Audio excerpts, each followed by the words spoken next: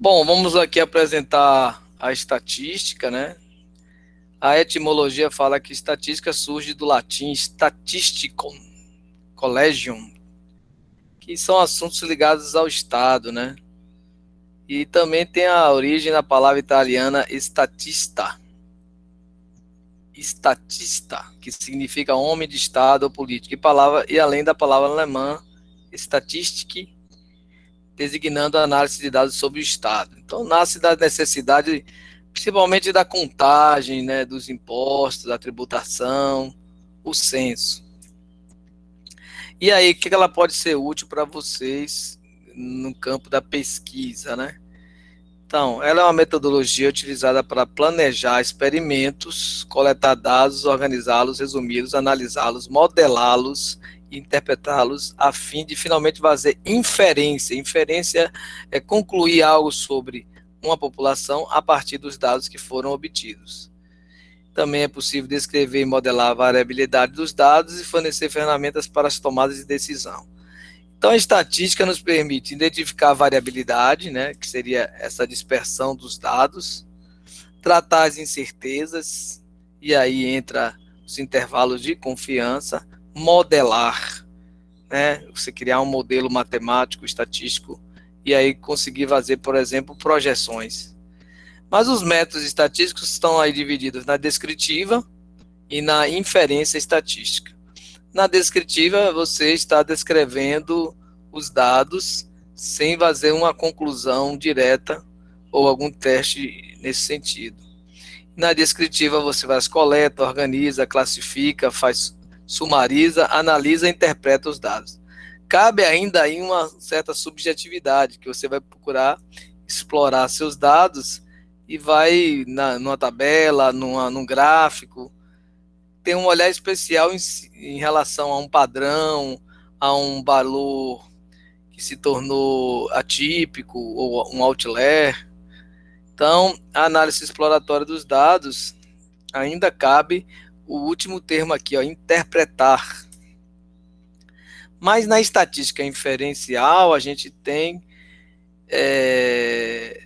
uma população que a gente faz uma coleta de uma amostra, aí as técnicas de amostragem, e podemos fazer uma análise descritiva também, mas podemos usar análises de probabilidade, né, análises ligadas à curva gaussiana, estipular um erro e concluir algo sobre uma população a partir desses testes e desses dados que a gente coletou, sem, no entanto, fazer uma análise de todos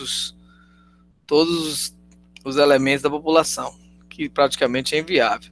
Quando você analisa apenas um grupo reduzido, é uma metodologia da pesquisa chamada estudo de caso.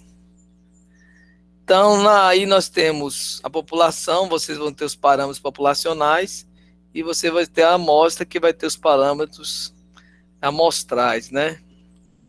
E aí você vai fazer uma produção de uma inferência sobre a população a partir dos testes que você vai realizar e da hipótese que você tenha, em geral, para esses dados que vocês coletaram. Mas a gente pode ampliar aí um pouquinho a questão das variáveis. As variáveis podem ser quantitativas e qualitativas. Nas quantitativas, elas podem ser discretas ou aqueles valores que não têm continuidade, né? E a contínua. A contínua mais conhecida seria a temperatura, por exemplo, uma variável que a gente pode mensurar de forma contínua. Qualitativas nominal e ordinal. Então, a nominal, ou categórica, estão ligadas à raça, nacionalidade, área de atividade. E a ordinal, o nome já está dizendo, tem alguma ordem, alguma classificação, né? Classe social, nível de instrução, categoria dos clientes. Então, a primeira nominal, valores são não ordenáveis. Você tem aí esses atributos. E ordinais, você consegue criar uma ordem. Essas qualitativas, você pode fazer correlações, a gente chama de correlações cruzadas, verificando raça por exemplo, nível de instrução, nacionalidade e classe social, e por aí você consegue fazer conclusões sobre uma determinada população. E as quantitativas você tem discreta, né? Número de filhos, idades, por aí são variáveis, número de pessoas, e as contínuas, que são as variáveis que tem continuidade na medição, uma delas é a temperatura, por exemplo, peso, altura. Aqui tem um exemplo de variáveis discretas e contínuas, qualitativas, ordinais e nominais numa mesma tabela, né? Então aqui tem 10 observações, o estado civil é uma nominal qualitativa, né? Você pode estar aqui, estado civil 1, casado, 2, solteiro, depende aí da ordem que você colocou aqui. Então, é nominal, ou é casado ou solteiro, no caso poderia até ter mais um aí, divorciado, algo desse tipo. Instrução, aí sim, primeiro ciclo de formação, segundo ciclo, terceiro ciclo, aí é ordinal. Então, são os tipos de observação. A quantitativa, que tem número de filhos, é simples de entender isso, você não pode ter um número aí fracionado de filhos, é um número inteiro, então essa aqui é discreta, e a contínua não, já entra aqui números decimais, números fracionários. E essa aqui é discreta e contínua ao mesmo tempo, né? Essa aqui, ela pode ser a idade, você pode detalhar mais, né? Você pode trabalhar com meses, né? E trabalhar até com dias, se você achar necessário. Então você vai tornando ela de discreta para contínua. Então aqui tem uma tabela bem legal para a gente entender os tipos de variáveis. Se você faz uma pesquisa qual e quant, você pode trabalhar com as variáveis qualitativas, estado civil, instrução, e fazer a correlação entre elas, correlações cruzadas, por exemplo, e também fazer algum tipo de correlação com as variáveis quantitativas, salário, número de filhos, e aí dessa forma você vai aprofundando, utilizando algumas ferramentas estatísticas para fazer essas correlações, esses cruzamentos. E aqui nós temos a distribuição de frequência, que é uma forma de a gente trabalhar com as distribuições de dados, né? Você tem um rol, né?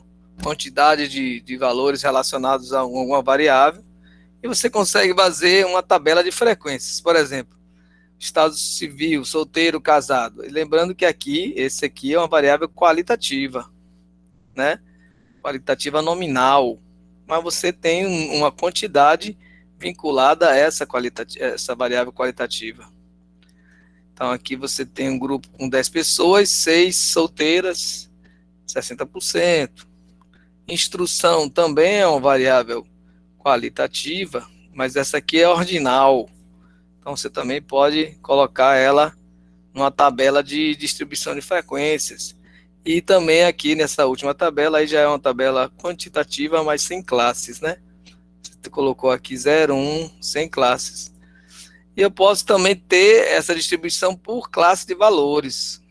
Quando você quer colocar faixa de valores para colocar as suas variáveis, seja elas quantitativas, seja elas até qualitativas. Qualitativas não, qualitativa é mais complicado se colocar nessas classes.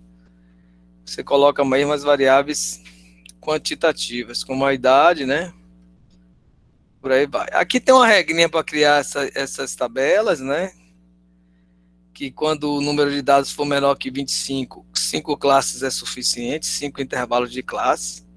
E para número de dados superior a 25, usa essa fórmula de Strugas, que é a raiz de 25, ou 1 mais 3,22 log de n, que n é o número de dados.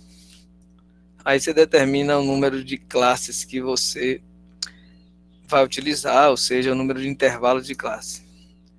Aí você faz a amplitude da amostra, acha a amplitude da amostra é o menor e maior valor, a amplitude da classe vai ser a amplitude da amostra sobre o número de classes. E dentro dessa tabela de frequência, aqui tudo é estatística descritiva, você vai ter frequência absoluta, relativa, acumulada, acumulada relativa. É importante entender a frequência acumulada, porque ela vai determinar muitas vezes algum tipo de distribuição dos seus dados. A frequência relativa ou absoluta, elas estão vinculadas a cada classe. Então aqui a gente tem a distribuição de frequência para dados discretos, né, nesse primeiro aqui, número de acidentes diários, e aqui nós temos, tá vendo, essas colunas, esses gráficos em colunas, mas são, na verdade, as barras, né? E aqui as colunas justapostas, que estão os histogramas. E a representação gráfica é um dos atributos da estatística, né? Você consegue jogar os seus dados em gráficos de barra, gráficos de coluna, tudo isso é estatística descritiva. Em geral, é importante em qualquer estudo que haja a estatística descritiva. Mesmo num curso de doutorado, você fazer uma análise descritiva dos dados é algo necessário para você já ter uma visualização dos seus resultados. Sobre as amostras, né, como é que ocorrem, vocês podem ter formas, todas têm que garantir a casualidade, né, o sorteio dos dados. Então tem a amostragem voluntária, aleatória simples, todas têm que ser aleatórias basicamente, mas aí você tem que garantir que, por exemplo, haja categorias, né, você garantir a presença de pessoas de determinada classe, ou vamos pensar aqui numa determinada área de produção, então você tem que garantir que a colheita, a coleta dos dados seja dessa forma. Aqui tem uma tabela de frequência de variáveis, no caso, aqui com 4 classes e a faixa etária. Então você tem a frequência, você tem a proporção, que é a porcentagem desses dados. Aqui um gráfico de setores, né? Chama gráfico de pizza, e a tabela, né? Todo gráfico vem de uma tabela, então a estatística trabalha com esses métodos tabulares, né? Tabular os dados e colocar nas tabelas. E as medidas de posição mais importantes são a aritmética, a mediana e moda. A aritmética, você tem o somatório de todos dividido pela sua quantidade, e é a média dos dados. A medida de posição mais importante é a média. Então, quando a gente fala de estatística descritiva, a média é a medida mais importante. Inclusive, a variabilidade dos dados é feita a partir dela, dessa média como referência. A média ponderada, né, a gente utiliza aí pesos para cada item, né, para chegar a uma média final. As outras medidas seriam a mediana, que divide os dados bem ao centro. Você tem uma medida, e aí o gráfico que mostra muito bem isso é o box plot. A moda é o valor mais frequente. E aí vamos medidas de dispersão. Como é que nossos dados estão se espalhando? Olha aqui, nós vamos pegar o somatório dos desvios, mas os desvios em relação ao quê? O que é o padrão? O padrão é a média. Então, o desvio é sempre em relação à média, é o que a gente usa mais na estatística. As medidas são em relação à média. Então, se a média passa a ser uma referência, o que sai da média, a gente chama de desvio. Então, aqui tem um desvio, vai ser o somatório da minha medida menos a média sobre o número de dados. Esse aqui é o desvio médio. A variância é uma medida sem unidades, é uma medida dimensional. O nome já está dizendo assim que está relacionado à variância dos dados, mas ela é o que? A média aritmética dos quadrados dos desvios. Então, isso aqui é adimensional. Então, ela não é uma medida compreensível matematicamente. Então, a gente tem que tirar a raiz quadrada dela para encontrar o desvio padrão. Bom, aí chegamos na estatística inferencial, em que você, a partir da sua amostra, você vai chegar a uma decisão sobre a população. E essa estatística inferencial requer que você tenha já algumas hipóteses sobre a sua população para você chegar a uma decisão sobre sua amostragem, né? Aqui tem testes sobre medicamentos, demanda de produtos. Então, aqui tem, sim, explicação dos resultados, podem ser os modelos de regressão, por exemplo. E a curva mais importante da estatística é a curva normal, né? A curva gaussiana. Então, aqui vocês têm a formulação matemática dessa curva, que envolve esse μ é a média, o sigma ao quadrado é a variância, né? E x está ligado à variável envolvida.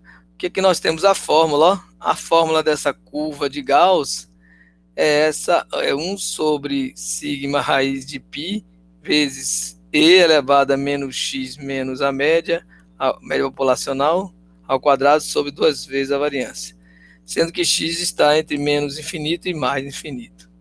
Essa curva gaussiana aqui é que está acontecendo, por exemplo, antes dessa segunda onda da Covid, você estava vendo que chegou num topo e desceu, uma curva que você tem uma curva de sino, né, uma curva simétrica, e assim a gente tem uma distribuição muito comum e muitos testes estatísticos partem desse pressuposto, que os seus dados são uma curva normal.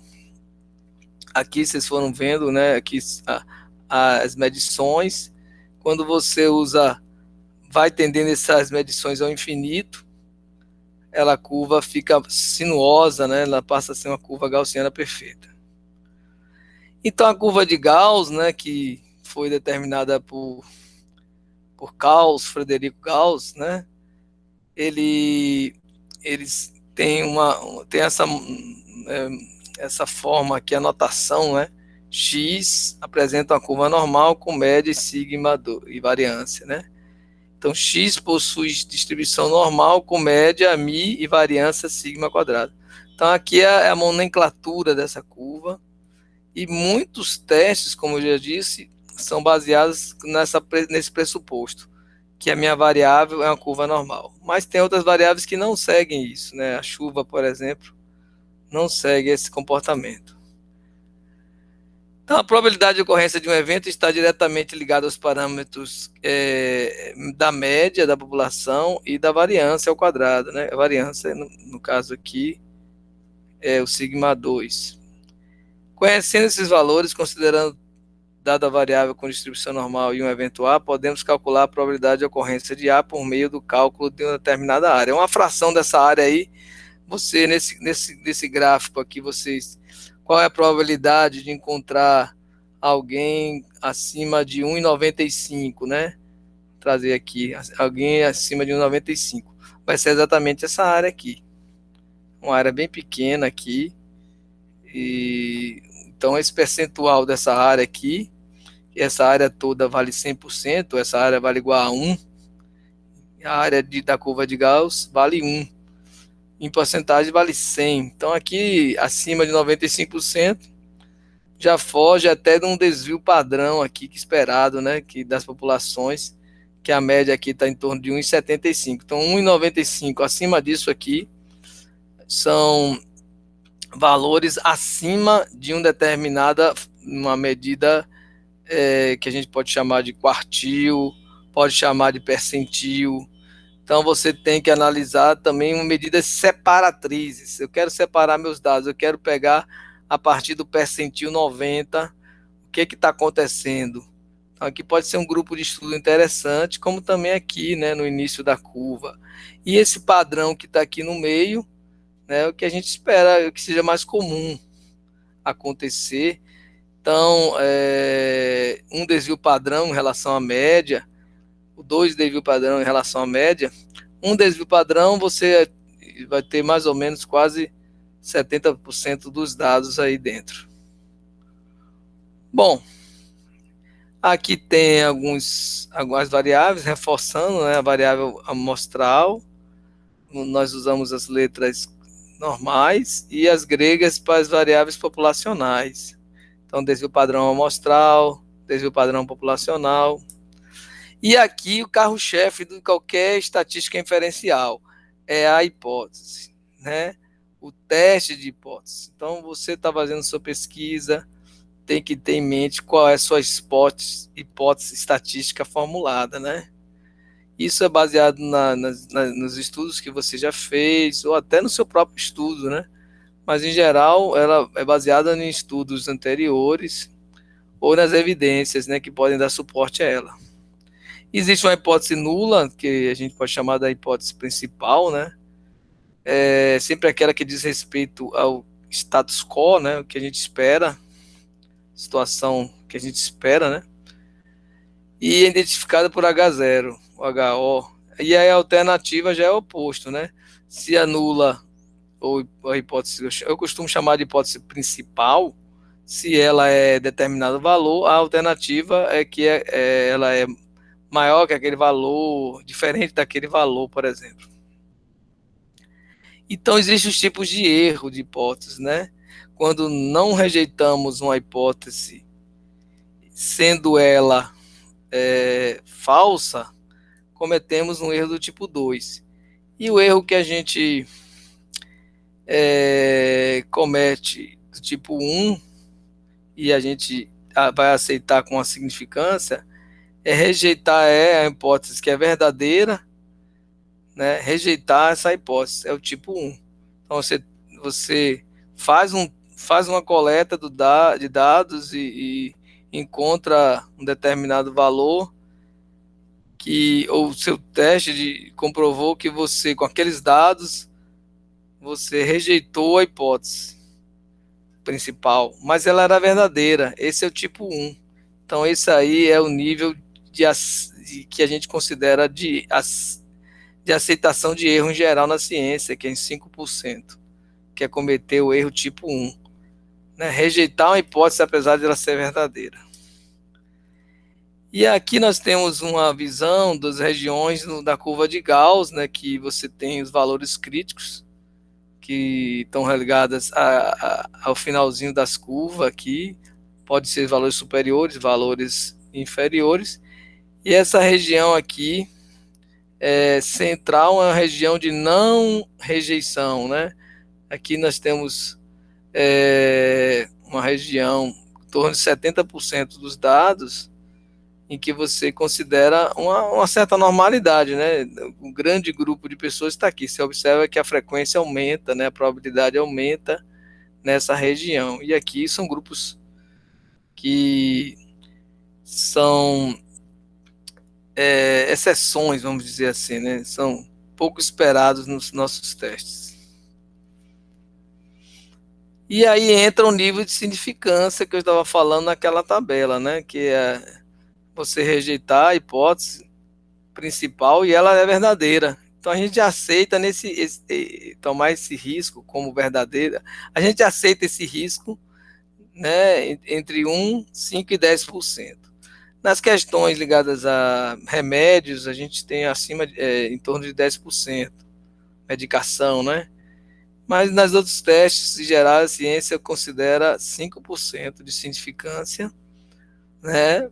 O alfa vai ser 5%, quer dizer, você aceita a probabilidade de rejeitar uma hipótese verdadeiramente, sendo ela, né, verdadeira. Você rejeitou ela e ela era verdadeira. Então, você aceita errar em torno disso, 5%.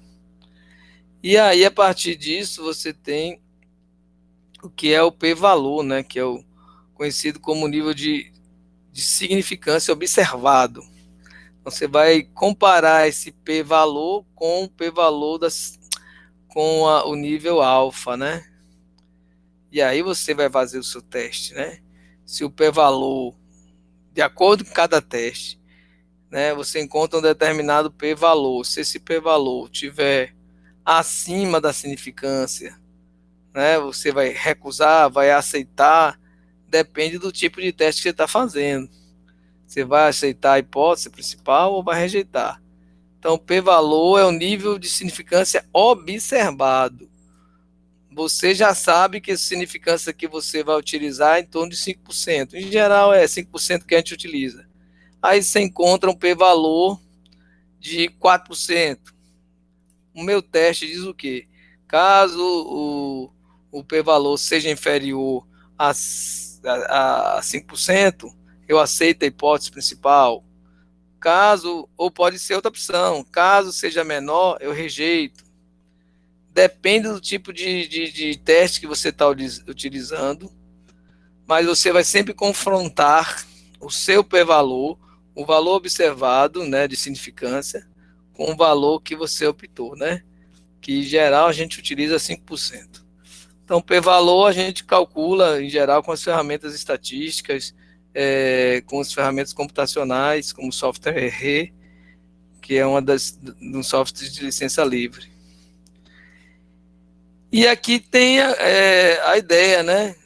O que acontece mais nos testes são esses, né? Você tem um p-valor acima do nível de significância, que no caso, em geral, utiliza 5%, você aceita a hipótese principal.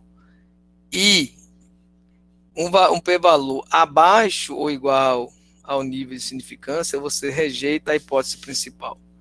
Então, esse é o que acontece mais nos testes, principalmente considerando a tomada de decisão, umas curvas com uma curva considerada uma curva gaussiana, que os dados têm comportamento que respeitam a normalidade.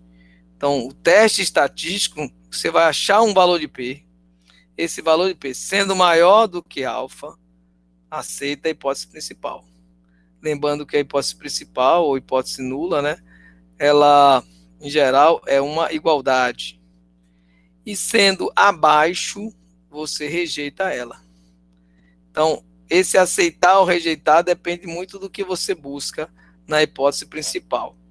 Então, você deve fazer um bom teste de hipóteses para você chegar a uma conclusão que a gente chama com o nível de significância que você elencou para o seu estudo, né? 5%, 10%, 1% é muito raro. Então, faz 5% ou 10%. Então, aqui em vermelho tem a decisão tomada comparando o valor da estatística do teste, calculando com base na amostra observada com o valor crítico tabelado. Essa abordagem clássica, a gente utiliza ferramentas de cálculo que vão achar esse valor P, né? Que é o nível de significância observado. Então, a gente vai calcular usando a ferramenta estatística e vai comparar com o valor do alfa e ver se aceita ou rejeita a hipótese principal. Então, o teste de hipótese é o carro-chefe de qualquer estudo com estatística inferencial. E esse estudo pode ir a qualquer nível de formação, mestrado, doutorado, tudo é baseado na sua hipótese. Então, qual foi o valor do P que eu encontrei? É superior a alfa. Aceito. Meu teste indica que é para aceitar. Então, o teste que você vai utilizar, né, você vai ter que se aprofundar em todos os seus pressupostos, né? Que parâmetros eu estou utilizando, se eu estou analisando, fazendo comparativo de médias, o que eu estou fazendo naquele teste, em que meu teste de significância vai indicar se eu aceito ou não a hipótese. Partindo agora para a correlação, que é uma das ferramentas importantes da estatística, nós temos a correlação entre variáveis quantitativas, aqui uma correlação linear, né? Você percebe logo que há um comportamento, né, em relação à variável idade e à altura, né? Que é um comportamento direto, né? Você tem a correlação, quanto maior a idade, maior a altura, a gente percebe isso. Não é possível aí a gente já ver uma relação comum, relação comum entre as variáveis. E aqui nós temos os tipos de correlação, né? A linear, nós temos aqui letra B positiva, letra D negativa, e altamente positiva C e altamente negativa E. Quando aparece essa nuvem aqui, a gente diz que não tem a correlação, né? Não há nada que indique um comportamento aí. Só que aqui eu estou colocando linear, mas aí tem outras curvas que podem ser analisadas. Mas é importante que a gente veja que correlação linear, ela tem essa ideia muito clara, né? De uma relação de causa e efeito. Lembrando que essa causa e efeito pode ter uma terceira variável aqui que está mexendo nas duas, né? Então a gente não é exatamente uma causa e efeito, mas há um comportamento comum entre elas, mesmo que haja uma terceira variável, uma quarta variável que está influenciando elas. Novamente os gráficos, sendo que esse aqui não tem correlação, os dados estão contínuos, muito menos essa, e essa aqui é uma correlação, no caso, polinomial. E aí, no caso da correlação, a gente usa, para fazer as contas, a gente usa essas fórmulas. Entretanto, tudo hoje em dia é feito utilizando ferramentas de cálculo, né? O importante é achar o coeficiente. Para achar o coeficiente, eu tenho que achar a soma dos quadrados da variável x, a soma dos quadrados da variável y, a soma dos quadrados para o produto da variável x pela variável y, e fazer essa razão aqui. Ó. Essa aqui é a correlação linear de Pearson. Então, você tem a soma dos quadrados para x dividido pela raiz quadrada do produto da soma dos quadrados para x vezes a soma dos quadrados para y. Então, você faz essa razão. Se esse R for maior que zero, elas têm alguma correlação positiva. Menor, negativa. Igual a zero, não há correlação. E igual a 1 e igual a menos 1 são correlações perfeitas. Maior que zero, mas a gente tem aquelas que, para ser realmente interessante, ela tem que ser maior que 0,8, para você considerar que há uma correlação forte. Então, acima de 0,8 é um valor interessante. Aí já entra a modelagem por regressão linear, que você pode aí, no seu estudo, olha, vamos fazer uma regressão linear, vou fazer um modelo, eu tenho duas variáveis clássicas aqui, essa aqui é uma regressão, no caso, envolvendo apenas duas variáveis, você tem a variável altura sendo explicada pela variável idade. Então, criou-se um modelo aqui linear. Mas você pode ter modelos com mais de uma variável. Você tem a altura explicada por mais variáveis. Então, são as regressões múltiplas. Também são possíveis e simples de serem feitas através de softwares como o R, no caso que eu estou citando. Para encontrar aqueles coeficientes daquela reta, nós vamos usar os desvios padrões de Y, que é do desvio padrão de X, vamos usar o coeficiente de correlação, e aí nós vamos achar o coeficiente angular daquela reta. O coeficiente linear trabalha mais com as médias, né, médias da variável Y menos o produto desse coeficiente vezes a média da variável X. Então aqui é o modelo de regressão, que no caso aqui está destacado nessa fórmula aqui. Bom, aqui estão a nossa referência, né, para esse trabalho. E aqui eu queria indicar uma bibliografia da Estatística Aplicada à Pesquisa Agrícola, né, do Francisco Zimmermann.